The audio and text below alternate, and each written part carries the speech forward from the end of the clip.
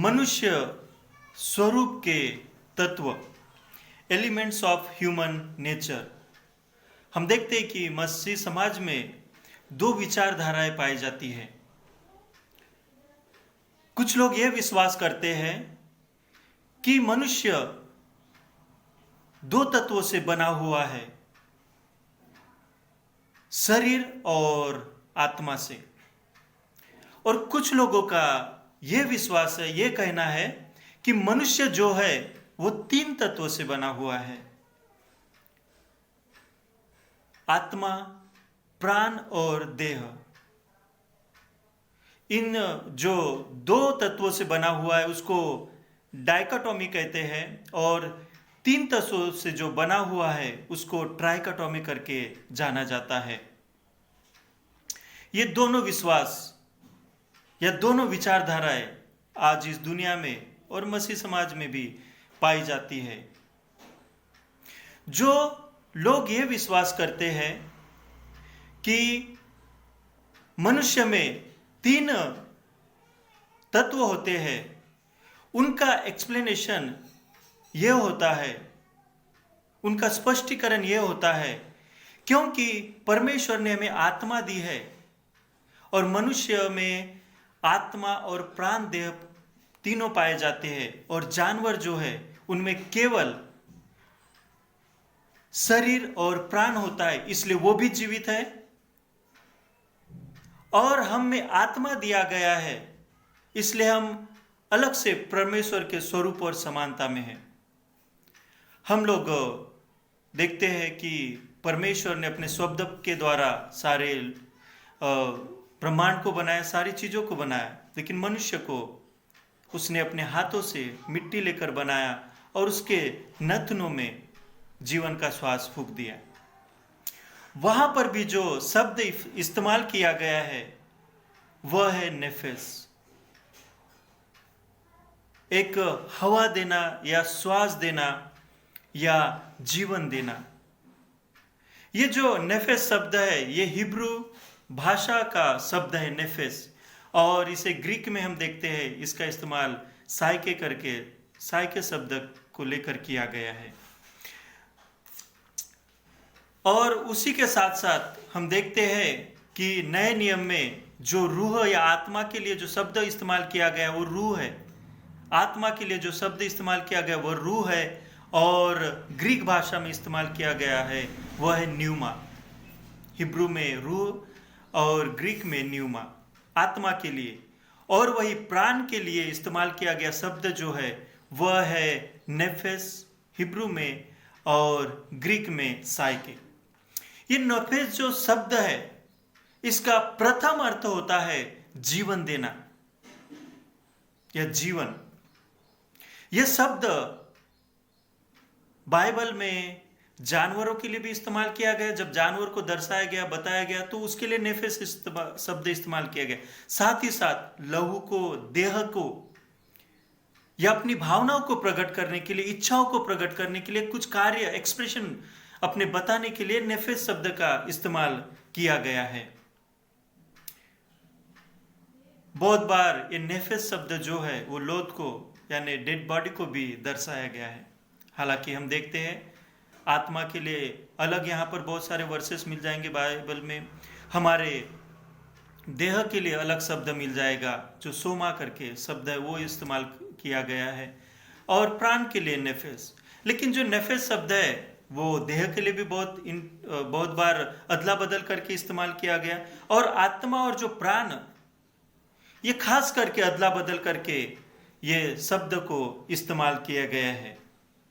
हम देखते हैं यह अदला बदल करके या एक ही वर्ष में दोनों शब्द आने का यह अर्थ नहीं होता कि ये दोनों अलग अलग चीजों को बताते हैं या दो अलग विचारधारा को रखते हैं, लेकिन ज्यादातर ये दोनों शब्द है एक ही तत्व को दर्शाए गए हैं।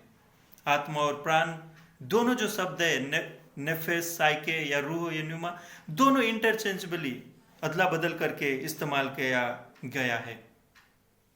बहुत बार ये एक ही शब्द को दर्शाने के बारे में हमें प्रतीत होता है।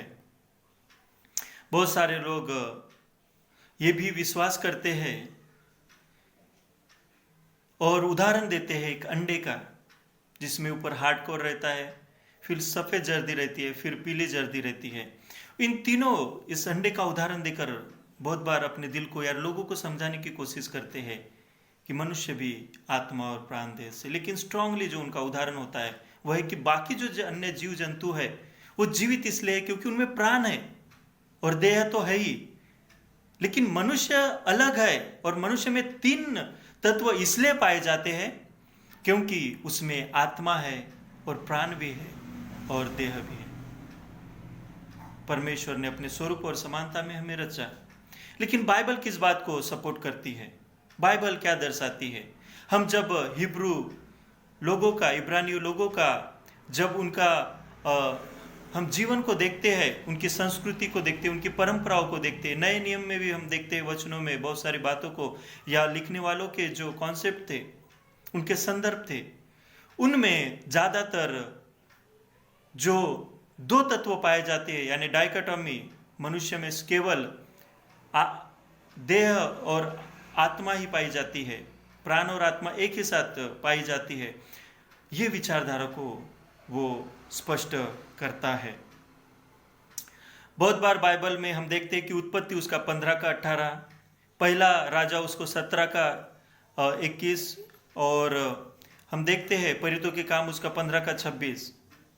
और इस प्रकार से बहुत सारे वचन हमें दिए गए हैं जिनमें यही दर्शाया गया है। ऐसे बहुत सारे यहाँ पर शब्द दिए गए हैं, बाइबल वर्ष दी गए जहाँ पर ये 2 ही तत्वों की विचारधारा को स्पष्ट करता है। आत्मा और जो प्राण है, पहला पत्रस उसका 3 का 19 में, इब्रानियों 12 का 23 में, रेवलेशन का प्रकाशित वाक्य उसका 6 का 9 में यही बातों को दर्शा गया है। इन दोनों को एक दूसरे के जगह बहुत बार इस्तेमाल किया गया है और ये दोनों बातें यही दर्शाती है, ये इनमें दोनों वचन या ये सारे वचन एक ही बात को सपोर्ट करते हैं कि मनुष्य जो है वो 2 तत्वों से ही बना गया है। अब इसका जो हमारे मसीह जीवन में क्या फर्क पड़ता है या उद्धार के लिए क्या फर्क पड़ता है? ज़्यादा उद्धार में तो कोई फर्क नहीं पड़ता, लेकिन जब हम वचनों को पढ़ते हैं, इसका सीखने का क्या अर्थ है, इसको जानने का क्या अर्थ है, तो यही है कि जब हम परमेश्वर के वचन को पढ़ते हैं, चाहे हमारी कितनी भी विचारधारा हो, कितनी भी बातें क्यों ना हमने सुनी हो या बचपन से सुनते आए हो कि पृथ्वी कैसे निर्माण हुई, बैन बैन थ्री से हुई या किससे हुई, वो अलग अलग थ्योरी उस प्रकार के संसार में बहुत सारी हो सकती है। लेकिन जब हम वचनों को पढ़ते हैं, हम देखते हैं कि वचन जो मानता है हम उस पर भी विश्वास करते हैं।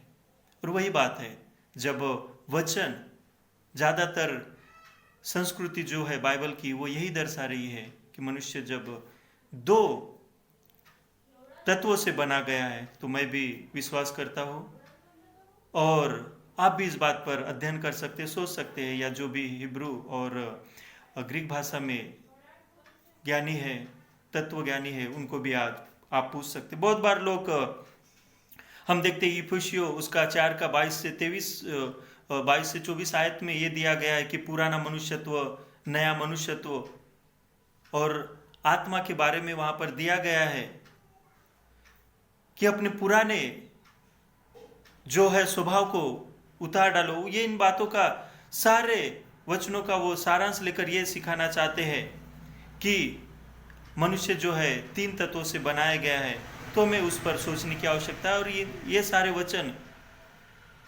अगर दिए भी गए तो हम इसका लिटरली वास्तविक रीति से हम उनको जैसे वैसे नहीं ले सकते, हमें उसका संदर्भ लेकर उनको सोचने की या समझने की आवश्यकता है। तो आज का सारांश यही है कि जो परमेश्वर ने मनुष्य को बनाया वो 2 ही तत्वों से बना हुआ है, देह और आत्मा से। और जो शब्द इस्तेमाल किए गए हैं, नेफेस या रूह, साइके, इन शब्दों को हमें सीखने की आवश्यकता है ताकि हम जाने कि हमारी जो पुरानी विचारधारा है उसको हम कैसे दूर करके परमेश्वर के वचन पर भरोसा कर सकते हैं। परमेश्वर का वचन केवल डाइकोटॉमी को ही सपोर्ट करता है।